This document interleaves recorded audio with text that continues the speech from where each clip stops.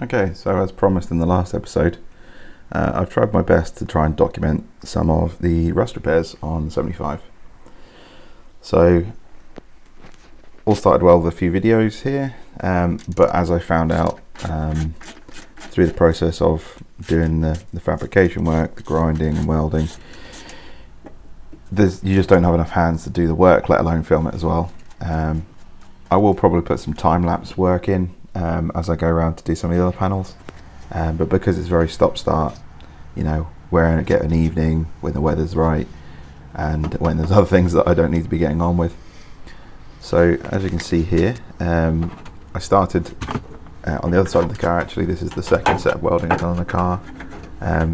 This back corner, there's about 3 panels that come through and mesh and spot weld together there, and there's just a moisture trap. The water runs down through the boot drains, and if you're unlucky it runs along the rear light and then drops back into the boot there, and then pulls at the back of the boot, especially if you're parked with the car facing uphill slightly. So obviously this is right now. This has happened on every 75 I've owned and viewed, so I guess it's a pretty common spot. I'm just checking here to see if there's been any bodge repairs previously, because I'm pretty sure I bodged one of these sides, or both sides. I took out the bodge that I did the other side when I repaired that. I just want to make sure there wasn't the same on this side. So as you can see, there's still some more daylight there. So the initial hole there is not the only bit that's wafer thin. So needed to really assess that to see what I need to cut out and fabricate some new metal. The only real issue I have here is that this panel is on show between the rear light cluster and the bumper, which mates up to the bottom edge there. It's not glaringly obvious, but I want to try and do the best job I can with the metal so that it minimises what I need to do with a skim of filler. But you know, do the best that you can, don't you? So this is some of the crusty metal that came off. As you can see, there's quite some heavy pitting and it's gone through in places, and there's also multiple layers where it joins there. So yeah, this is the hole that I'm working with. I think this is potentially pre-filing, because I squared those edges up before fitting some metal. So did try and capture what I was templating here, but you know, here it is. There's a single linear curve in it at the moment, and then there's going to be a second curve to meet up with the body panel underneath. There it is. So this is needed a bit more work, but you know, that's the basic shape, and just trying to fit it in there best I can, minimize the gaps, makes the welding easier. Still dialing in the new welder that I've got here, so they're not the best welds in the world, but you know, they do. This will just attack it into position and to get the basic shape hammered out. Unfortunately there was some thin spots as well, so I needed to go over it a little more. So this is another section underneath. It's a small patch, and then this is the patch over the top of what was the old hydraulic shocks. These are specific to the America bumper, but obviously they're gone, as is the America bumper. I donated it to Alex Duke Motorsport over in Bosham, not too far from me, who does a lot of transaxle work. He had a car that needed the America bumpers, and I had no use, as I'm going full Veloce kit on my 75. Here's a quick shot what you might be familiar with from the last video. This is all welded up and seam sealed both sides, so that'll be ready for filling and base painting on the external of the car anyway. Next up was a bit of rot that I noticed after taking the boot seal off. This is where the boot seal will just pop onto this lip that comes around here. This is where the water's got in through where the bump stops land and rotten the seam underneath it. So first things first was to try and template the bit of metal I needed cutting out and replacing. This is a very awkward area, lots of compound curves and a seam right in the middle of it all. So I thought I'd split it into individual parts and just try and tack them together and make best the situation. It all gets hidden. It's inside the seam of the boot lid itself, and obviously underneath the trim. this is the last picture I had of it. Unfortunately, I didn't get any pictures of it finished up with the complete weld all the way across. So this is roughly where I got to with shaping the metal, and then essentially just gave it a solid seam all the way around, and tidied that up with the flap wheel and some grinder discs. So next up was cleaning the boot ready for its spruce up. So this is all seam sealed on the back of the welds, and tidied everything up.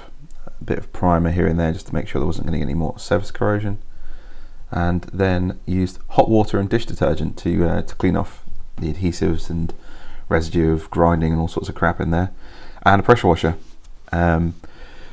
This worked pretty well. It was recommended to me not to be afraid to use water and essentially detergent to get the stuff off. Essentially that's what they're made for, so why not? But a lot of people are against it because obviously the fear of more water and more rust approaching. So yeah, that worked a treat. I blocked off the backs of the seats. It's just two very, very large bin bags, and I also used some masking tape just to tie it down in places, and over the top where there's tons and tons of holes for various wires and clips and things. And I was alright with the cleaning part, but I didn't want to be spraying any primer and things like that up through the holes and onto the inside of the glass or into the interior. So good masking off there has worked a treat. In case you're curious, this is where I'm storing all of the trim panels and things that are in the way at the moment. With the cleaning all done, it was time to start with the FE123, which is the rust converter, which starts off this like creamy white color, and then as it dries it turns to a sort of dull black, and so basically black or transparent depending on what it's gone over. But it's pretty magical stuff.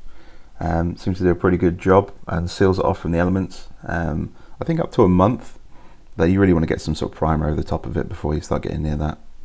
And here's just a tin of it. Keep it in a jar, keeps it nice and fresh, as long as it's not got air or any kind of ferrous metal dust in there. It should be fine to keep for a while. Now I was quite lucky here. So good friend Rich Southways messaged me and said, hey, I've got a small compressor here, free to a good home. And I thought I'd give it a good home.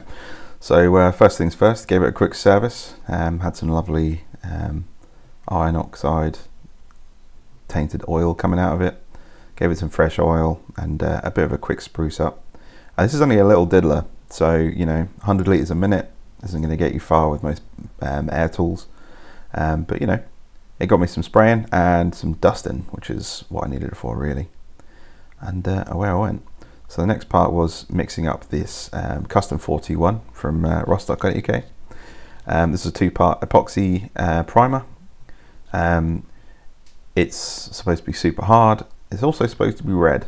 So I wouldn't call this red. I'd say it's more of a metallic pink, but it doesn't really matter. It's a primer. So you basically mix it up.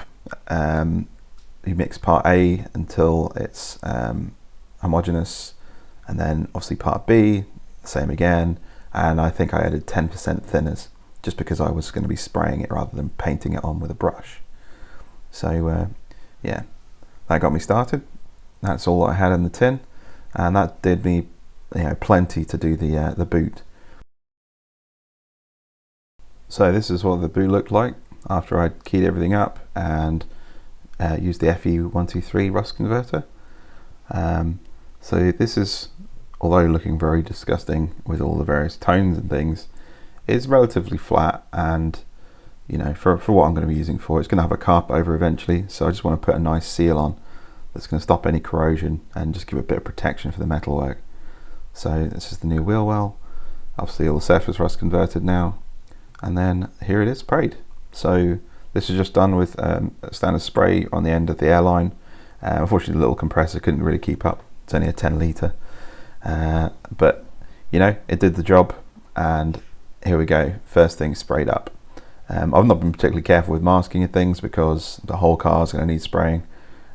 So here it is. This is the boot floor, and it's going to be I'm going to end up spraying this Rosso 130, the Alpha paint code, just to match, well, none of the body panels are that colour really, but you know, it's going to be that colour, and this will be the first part of the car that is that colour, ready for the rest to follow.